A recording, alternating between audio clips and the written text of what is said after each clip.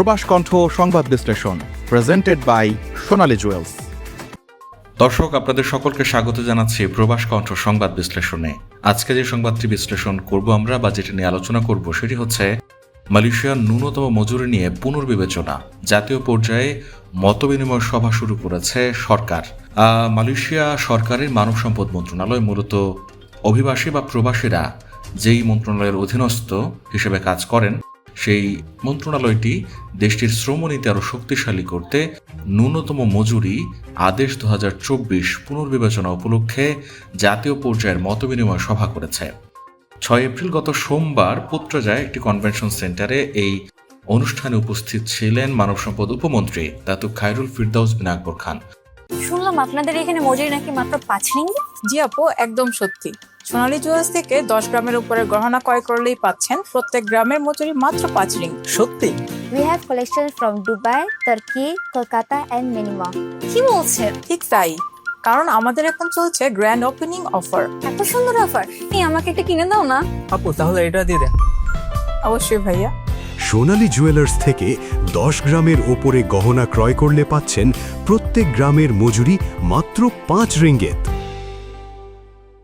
দর্শক, আপনারা জানেন যে মালয়েশিয়াতে প্রত্যেক 2 বছর অন্তর অন্তর ন্যূনতম মজুরি বা সর্বনিম্ন মজুরি যেটি আছে সেটি পর্যালোচনা করা হয়ে থাকে এবং কখনো বাড়ানো হয়ে থাকে কিংবা কখনো অপরিবর্তিতও থেকেছে।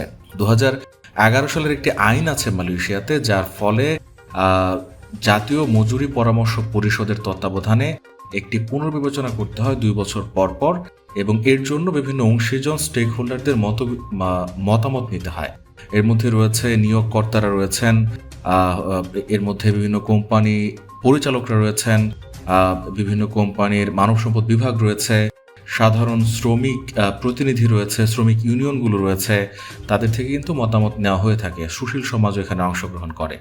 এই কার্যক্রম যে পর্যালোচনাটি চলছে এটি 2026 সালের জানুয়ারিতে শুরু হয়েছে এবং সেপ্টেম্বরের মধ্যে এটি শেষ হওয়ার কথা আছে।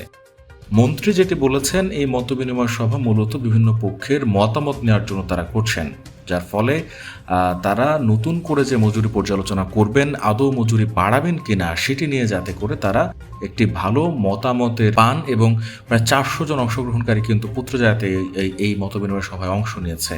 এর মধ্যে নিয়োগকর্তা, শ্রমিক প্রতিনিধি, নিয়োগকর্তা সংগঠন, শ্রমিক ইউনিয়নের সদস্যরাও ছিলেন। এবং সারা দেশে মোট 21টি স্থানে 30 মার্চ থেকে 29 এপ্রিল পর্যন্ত এই মতবিনিময় সভাগুলো একে একে শুরু হবে। মালয়েশিয়ায় সাধারণ শ্রমিক এবং প্রবাসীরা যারা রয়েছেন তাদের ন্যূনতম মজুরির যে ব্যাপারটি রয়েছে সেটি কিন্তু একটি আইনের মাধ্যমে সুরক্ষিত থাকছে এবং এর ফলে কিন্তু একটি বেতনের ভারসাম্য রয়েছে প্রবাসীদের এবং সাধারণ শ্রমিকদেরও। বর্তমানে মালয়েশিয়াতে ন্যূনতম মজুরি যেটি সেটি হচ্ছে 1700 রিঙ্গিত এবং এটি কিন্তু গত কয়েক বছরে ধাপে ধাপে বৃদ্ধি পেয়েছে এবং আগামী বছর এটি বৃদ্ধি পাবে কিনা কিংবা আগামী মে মাসে এটি বৃদ্ধি পাবে কিনা সেটি কিন্তু এখন আলোচ্য বিষয়। মালয়েশিয়ার মানব সম্পদ মন্ত্রণালয়, যেটি কেসোমা নামে পরিচিত, তারা এই ব্যাপারে আরও মত বিনিময় অনুষ্ঠান করছে এবং সেখান থেকে মতামত নিয়ে তারা হয়তো খুব দ্রুত এটি প্রকাশ করবে। তবে এটি নিয়ে যে আলোচনা হচ্ছে কিংবা কাজ হচ্ছে ন্যূনতম মজুরি নিয়ে, এটি আপাতত সরকারের পক্ষ থেকে স্পষ্ট। দর্শক, এতক্ষণ সঙ্গে থাকায় ধন্যবাদ সবাইকে।